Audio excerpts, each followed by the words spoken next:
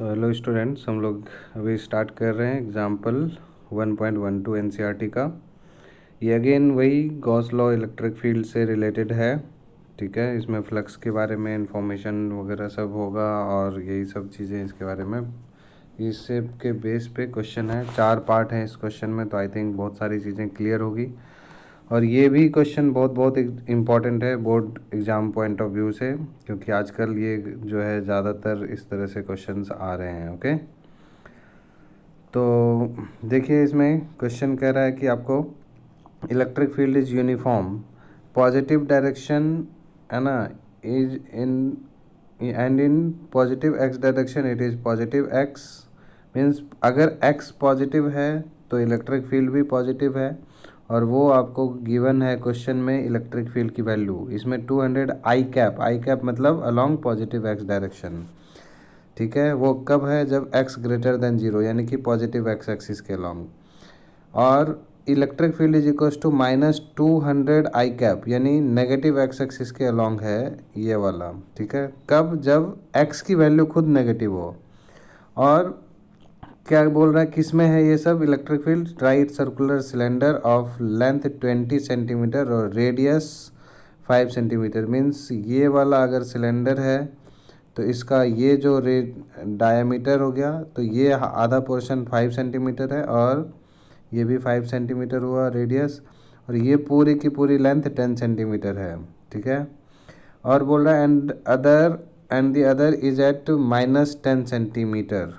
अच्छा sorry, and it's axis along x axis, यानी कि axis of cylinder is along x axis है, so that one face is at x equal to 10 centimetre.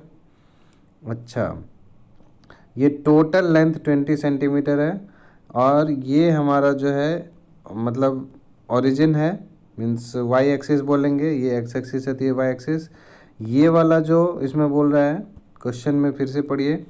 Question कर रहा है कि right circular cylinder of length 20 centimetre, radius 5 centimetre, has its centre at the origin, origin पे इसका centre है, and it's axis along x axis so that one face is at x equal to 10 centimetre. अच्छा, अगर ये आपका cylinder है तो इसका एक फेस यहाँ से 10 सेंटीमीटर पे है, और दूसरा वाला फेस ये होगा जो -10 सेंटीमीटर पे है। सो दिस इज़ -10 यानी लेफ्ट साइड, और दिस इज़ एट +10 ये वाला फेस।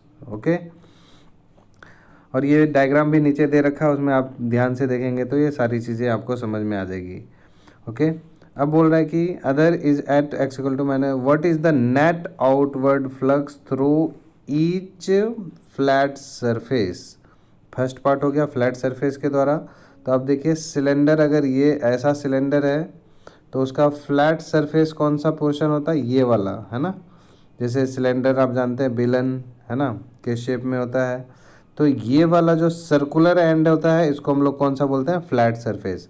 और दिखने में ये फ्लैट लग रहा है, बट ये इस फिगर में फ्लैट है, बट आपको समझ में आना चाहिए ये कैसा होता है पोर्शन? कर्व्ड पोर्शन होता है ये। ठीक है, या इसको हम लोग साइड ऑफ सिलेंडर भी बोलते हैं। ठीक है, सेकेंड पार्ट देखिए वही लिखा है, what is the flux through the side of cylinder.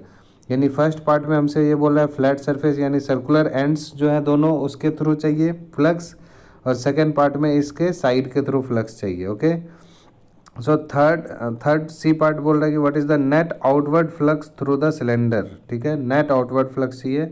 और फोर्थ में what is the charge inside the cylinder. तो चार्ज के लिए वही फिर से जो एग्जांपल 1.11 में था गॉस लॉ लगा देंगे हम लोग। ठीक है, ओके, तो देखिए बहुत ही सिंपल सा है ये क्वेश्चन, कॉन्सेप्ट समझिए इसका। एक पार्ट तो तुरंत हो गया। देखिए ये सिलेंडर है क्वेश्चन में दिया हुआ, उसका जब हमसे सेकंड वाला जो पहले हम लोग कर लेते हैं what is the flux through the side of cylinder, तो देखिए इलेक्ट्रिक फील्ड इस वाले पोर्शन के लिए इस डायरेक्शन में है, और इस वाले पोर्शन के लिए इस डायरेक्शन में है। ठीक है, +200 इसके लिए और -200 आई कैप इसके लिए।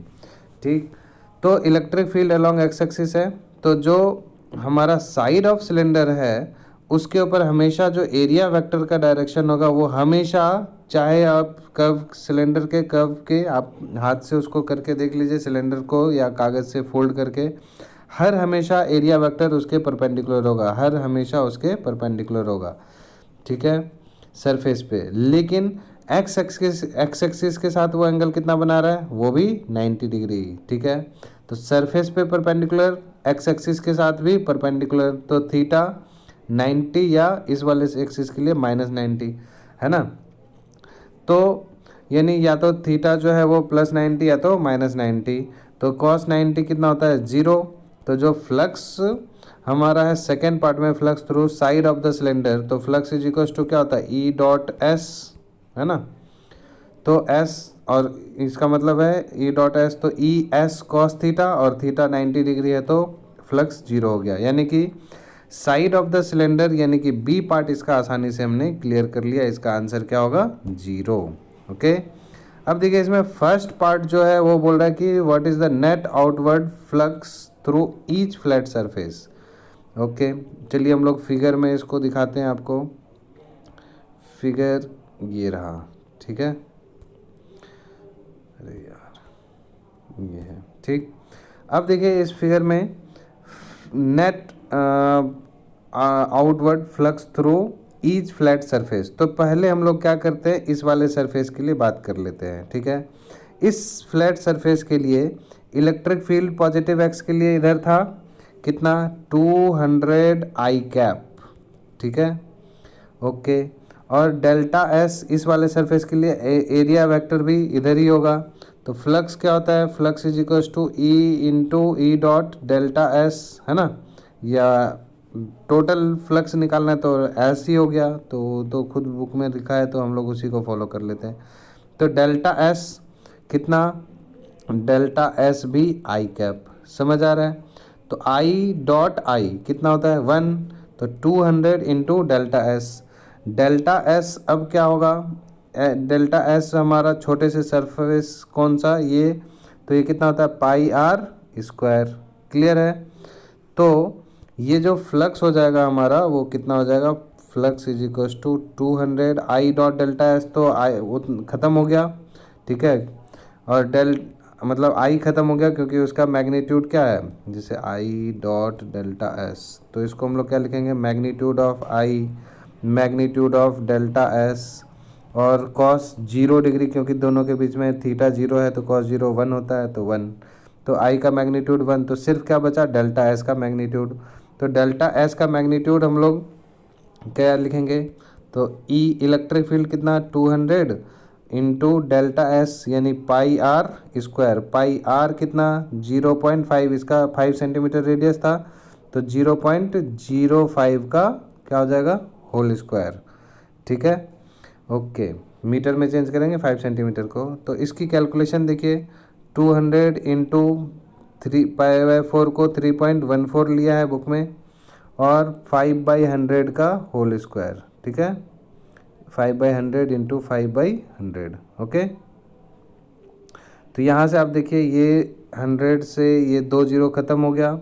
अब 5 इंटू 5 25 से यहाँ पर कितना बचा 4, ये 2 से ये 4 2, तो 314 डिवाइडेड बाई 2, तो कितना हो गया 157।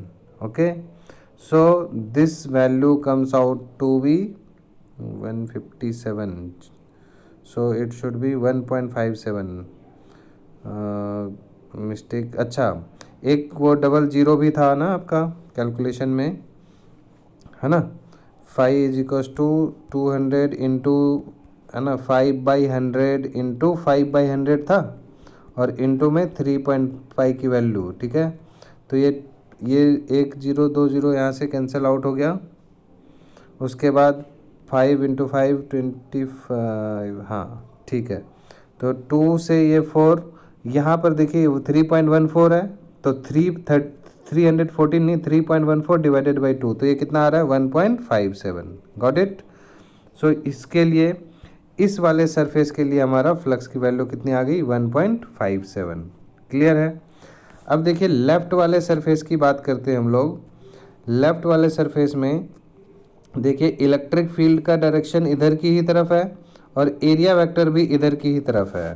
ठीक है, तो फ्लक्स जब हमारा यहाँ पर फाइंड आउट करेंगे तो 200 आई -200 यहाँ पर इसके लिए दे रखा है कितना -200 आई कैप, ठीक है।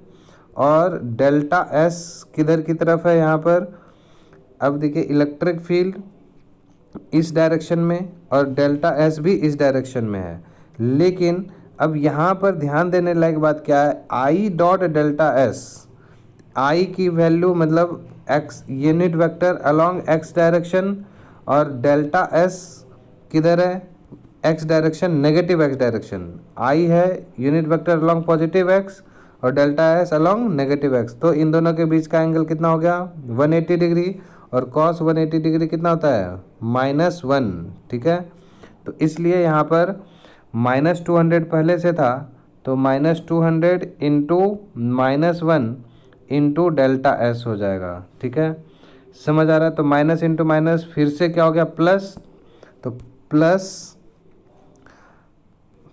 Flux through the left side वाला, ये लेफ्ट वाला फ्लैट सरफेस, तो flux through left flat surface is equals to 200 into delta S कितना πr² यानी 3.14 इंटू वही फिर से 5/100 का होल स्क्वायर, ठीक है। तो देखिए सेम वही आ गया पहले वाली कैलकुलेशन, तो ये भी आपको कितना देगा 1.57, ठीक है। तो आई थिंक आपको यहाँ पर प्रॉब्लम नहीं होनी चाहिए।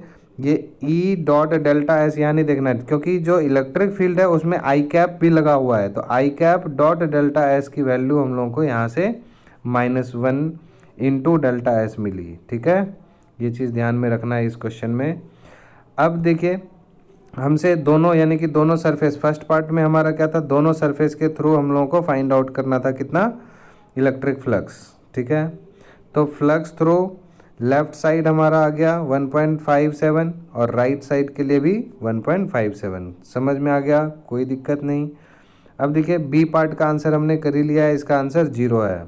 सी पार्ट हमसे पूछ रहा था नेट आउटवर्ड फ्लक्स, ओके। तो फिर से फिगर में आप देखिए थोड़ा सा, वहाँ से आपको समझ आएगा।